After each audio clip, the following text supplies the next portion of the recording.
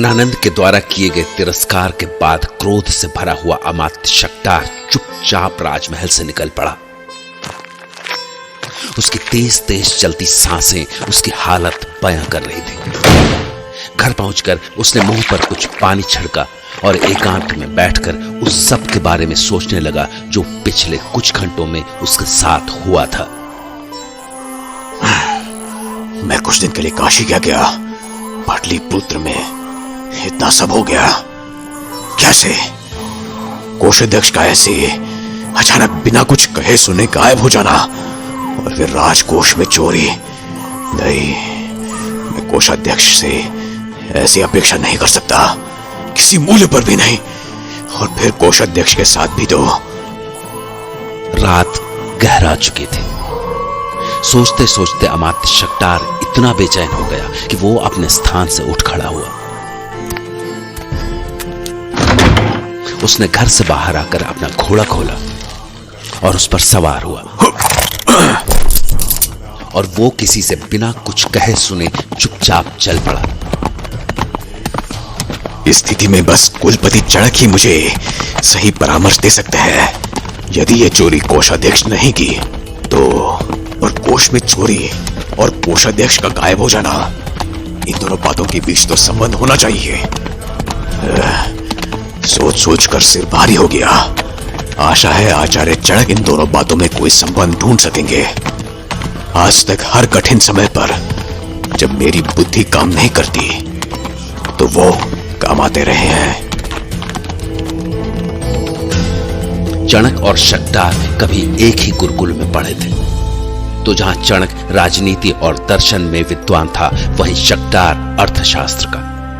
इसलिए वो मगध के दरबार में अमात्य के पद पर पहुंच गया और आचार्य चणक ने गुरुकुल की स्थापना की, जिसके बाद वो आज कुलपति थे। शिक्षा चणक के लिए आजीविका नहीं थी, बल्कि वो चाहते थे कि उनके गुरुकुल से ऐसे स्नातक निकलें जो संपूर्ण राष्ट्र को एक दिशा दे सके। और अमात्य शक्टार भी इस समय अपने मित्र के पास दिशा लेने ही आया था। तो जब तक शक्टार गुरुकुल पहुंचा तब तक भोर हो चुकी थी। गुरुकुल में कुलपति चणक स्वयं राजनीति की कक्षा ले रहे थे।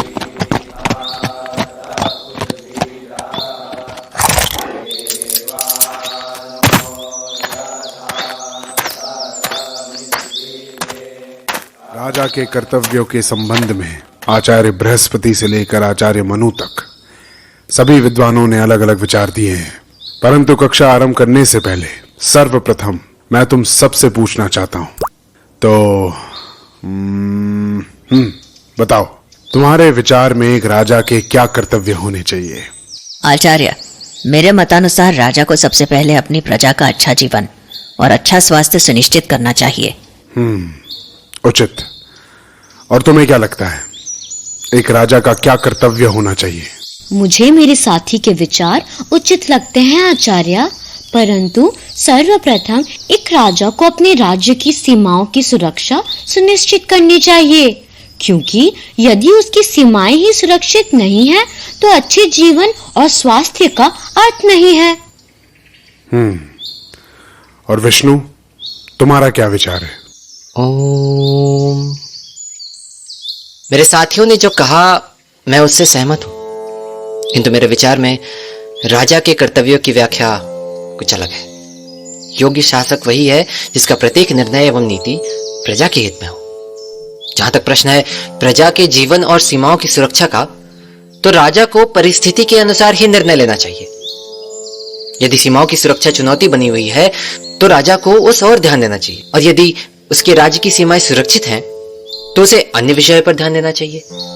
अतः एक राजा को परिस्थिति के अनुरूप अपना कर्तव्य तय करना चाहिए। परंतु यहाँ प्रजा के कर्तव्यों की व्याख्या भी महत्वपूर्ण है। प्रजा को भी अपने राजा द्वारा लिए जा रहे निर्णय को अधिक महत्व और कम महत्व के तराजू में रखकर ही चलना चाहिए। तो मेरे मत अनुसार राजा और प्रजा दोनों के कर्तव्यों में परिस्थिति की समझ ही एक संपन्न और सुखी राष्ट्र का निर्माण कर सकती है। अद्भुत। इस आयु में ऐसे कठिन विषय की इतनी सुंदर व्याख्या, अद्भुत। शक्टार गुरुकुल में छात्रों के बीच चल रही चर्चा में ऐसा खो गया कि उसे ध्यान ही नहीं रहा कि वो गुरुकुल में खड़ा है और उसे ऐसी चलती कक्षा के बीच में नहीं बोलना चाहिए। और जब उसे यह ध्यान आया तो क्षमा करे आचार्य, मैंने कक्षा का नियम भंग किया। अमात्य शक्टार, आओ आओ। क्या हुआ, तुम अचानक ही यहां? कैसे हो मित्र? मैं कुशल हूं, तुम कहो। कुशल हूं? लगते तो नहीं। क्यों, ऐसा क्यों लगा तुम्हें कि मैं कुशल नहीं हूं? अरे ना कोई सूचना न पत्र, सीधे चले आए और मुख पर ये चिंता की रेखाएं। सत्य कहो, कौन सी चिंता लेकर बैठे हो मन में? नहीं, कुछ ऐसा नहीं मित्र, वो बस लंबी यात्रा कर रहा था, इसलिए थोड़ी थकान। अरे मैं तो भूल ही गया। आओ अंदर आओ। विद्यार्थियों, मुझे एक आवश्यक कार्य आ गया है, तो आपकी आगे की कक्षा आचार्य नंदन लेंगे। वैसे चणक, तुम्हारे गुरुकुल के विद्यार्थी स्वयं में आचार्य से कम नहीं है, और उनमें तुम्हारा पुत्र विष्णु, वो तो ऐसा है कि उसके उत्तर ने तो मुझे हैरान कर दिया। ठहरो, तुम्हारी विष्णु से भेंट कराता हूं। विष्णु। आया पिताजी। आपने बुलाया पिताजी? विष्णु, इनसे मिलो। ये है अमात्य शक्टार, मेरे बचपन के मित्र। प्रणाम अमात्य। जीते रहो। विष्णु, अनोखी बुद्धि पाई है तुमने। इसी प्रकार मन लगाकर शिक्षा लेना, तुम्हें एक दिन सारे संसार को राह दिखानी है। अवश्य अमात्य। आओ शक्टार, मैं तुम्हें विश्राम गृह दिखा दूं। विश्राम गृह? क्यों, क्या हुआ? विश्राम गृह की कोई आवश्यकता नहीं है चणक। तुम अभी यहां पहुंचे हो, यानी रात्रि में चले होगे, इसलिए कुछ समय विश्राम करने के बाद। वो क्या है कि मैं ऐसे विचलित क्यों लग रहे हो? क्या बात है, सब कुशल तो है ना? आचार्य चणक के प्रश्न का उत्तर शक्टार चाह कर भी नहीं दे पाया, परंतु चणक ने उसके चेहरे के भाव समझकर उस समय उससे कुछ पूछना सही नहीं समझा। तो अगले कुछ ही पलों के बाद वो दोनों मित्र गुरुकुल के अतिथि गृह में बैठे थे। अब बोलो, इतने चिंतित क्यों हो तुम? मित्र चणक, मैं यहां तुमसे एक सहायता लेने के लिए आया हूं। मुझे तुमसे एक परामर्श चाहिए। हाँ अवश्य, परंतु हुआ क्या है? राजकोष में चोरी हुई है। क्या? चोरी? राजकोष में चोरी? हाँ, और उसका दोष मुझ पर है। नहीं, ऐसा नहीं हो सकता। तुम कहां थे जब ये हुआ? मैं महाराज के आदेश पर किसी राजकीय कार्य से काशी गया था, और जब लौटा तब पता चला कि राजकोष में चोरी हुई है। और यही नहीं, कोषाध्यक्ष और उनके सारे साथी भी जाने कहां लुप्त है। कोष के साथ कोषाध्यक्ष और उनके साथी भी?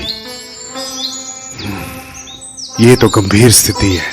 और महाराज धनानंद और अमात्य राक्षस का मानना है कि इन सब के पीछे मेरा ही हाथ है, क्योंकि कोष का सबसे बड़ा अधिकारी तो मैं ही हूं। अनर्थ। मित्र, तुम ही कुछ बताओ, क्या करना चाहिए मुझे? कोषाध्यक्ष और उनके साथी पिछले 4 दिनों से लापता है। मैं महाराज धनानंद को क्या उत्तर दूं? और कोषाध्यक्ष और उनके साथियों के परिवारजनों को कौन सा मुंह दिखाऊं? सुनो अमात्य, पता नहीं इस बात का राजकोष की चोरी से कोई संबंध है या नहीं, परंतु फिर भी एक आश्चर्यजनक घटना तुमने सुनाई। दूसरी मेरे पास है तुम्हें सुनाने के लिए। मित्र, मुझे 2 दिवस पहले सूचना मिली थी कि गहरे जंगल में एक घर में आग लगी है। क्या? नगर से बाहर वन में जंगली जानवरों के बीच किसका घर हो सकता है? जब मैंने सुना था तो यही प्रश्न मेरे मन में भी आया था, परंतु सिर्फ आग की सूचना के अलावा मुझे कुछ भी पता नहीं चल सका। है तो बड़े आश्चर्य की घटना। तुम चाहो तो वहां जाकर देख सकते हो। अवश्य। शक्टार एक पल भी गंवाए बिना उस जगह के लिए निकल पड़ा। वो गहरे जंगल के भीतर चलता ही चला जा रहा था, और जब काफी देर बाद जंगल में आचार्य चणक द्वारा बताए गए रास्ते पर भटकने के बाद आखिरकार उसे कुछ दूरी पर वो जला हुआ घर दिखाई पड़ा, तो उसने घोड़े को उसी दिशा में दौड़ा दिया।